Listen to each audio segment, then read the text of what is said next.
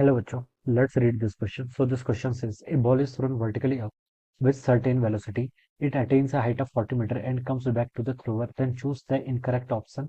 Take g equal to 10 metre पर second square. ठीक है, आपको देखिए यहाँ पर फोर ऑप्शन गिवन है।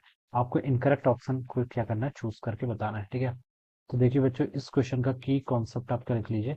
The key concept of this question, देखिए आपको एवरेज, वेलोसिटी, स्पीड, डिस्प्लेसमेंट, ये सारी टर्म बतानी है। ठीक है, तो इस क्वेश्चन का की कॉन्सेप्ट ऑफ बच्चों यूनिफॉर्म एक्सेलरेशन लिख लीजिए। क्या लिख लीजिए?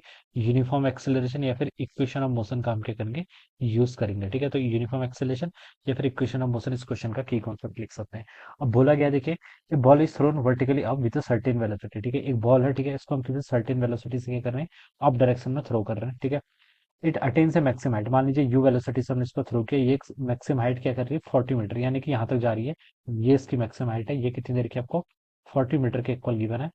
And comes back to the thrower. ठीक है, मैक्सिमम हाइट पे जाएगी, यहाँ पर इसकी फाइनल वेलोसिटी जीरो जाएगी, फिर से नीचे आएगी और फाइनली यहाँ पर आ जाएगी। Then choose the incorrect option, आपको यहाँ पर इनकरेक्ट ऑप्शन चूज करना है। ठीक है, ए पर लिखा है the average speed of the ball for the round trip is zero. ठीक है, तो हमें पहले ए ऑप्शन में क्या बता रहा है, एवरेज स्पीड। देखिए बच्चों, एवरेज स्पीड को हम कैसे लिखते हैं, this is our average speed. Average speed होता है आपका टोटल डिस्टेंस, ठीक है, डिवाइडेड बाय टाइम टेकन। क्या होता है आपका, total distance divided by time taken. Alright, ये आपका एवरेज स्पीड हुआ। तो देखिए बच्चों, डिस्टेंस कभी भी आपका नेगेटिव, डिस्टेंस ऑलवेज आपका क्या होगा, पॉजिटिव होगा। क्या होगा, पॉजिटिव। ठीक है, टोटल डिस्टेंस कितना होगा, देखिए पहले ऊपर की 40 मीटर, फिर नीचे है 40 प्लस 40 कितना, 80 मीटर। डिस्टेंस ऑलवेज ऐड होता है। डिस्प्लेसमेंट पूछता तो वो जीरो हो सकता था, लेकिन डिस्टेंस ऑलवेज क्या होगा, पॉजिटिव होता है। ठीक है, टाइम टेकन कुछ ना कुछ टाइम लगेगा, मान लीजिए टाइम आपका टी है। ठीक है, तो हम ये बता सकते हैं कि ये टर्म आपकी ऑलवेज नॉन जीरो है। जीरो तो आ नहीं सकती, जीरो आने के लिए क्या जरूरी था, डिस्टेंस आपकी जीरो, लेकिन डिस्टेंस जीरो नहीं है। तो एवरेज स्पीड क्या होगी आपकी, नॉन जीरो होगी। यहाँ पर लिखा था average speed of the ball for the round trip is zero.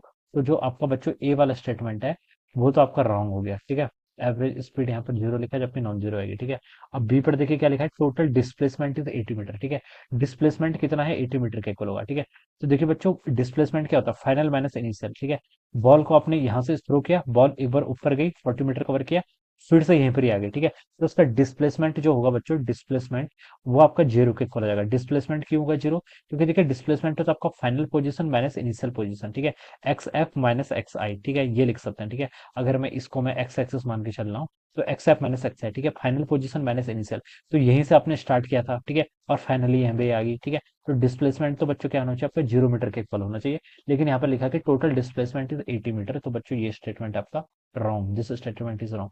सी पे लिखा है टोटल डिस्प्लेसमेंट इज जीरो, ये बिल्कुल करेक्ट होगा। ठीक है, डी पे देखिए क्या लिखा है, the average velocity for the round trip is non zero. Average velocity क्या होगी आपकी, नॉन जीरो।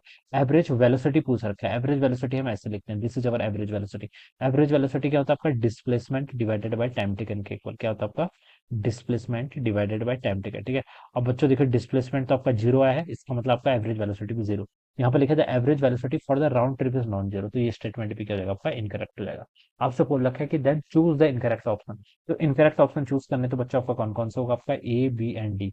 ये क्या है आपके इनकरेक्ट है। ठीक है, सी तो क्योंकि आपका इनकरेक्ट है, तो यही क्या हो जाएगा आपका, इस क्वेश्चन का answer A B D will be the answer of this question. तो बच्चों क्या लिख सकते हैं, A B D, this would be the answer of this question. Alright, so I hope you all understood this concept. All the best and thank you.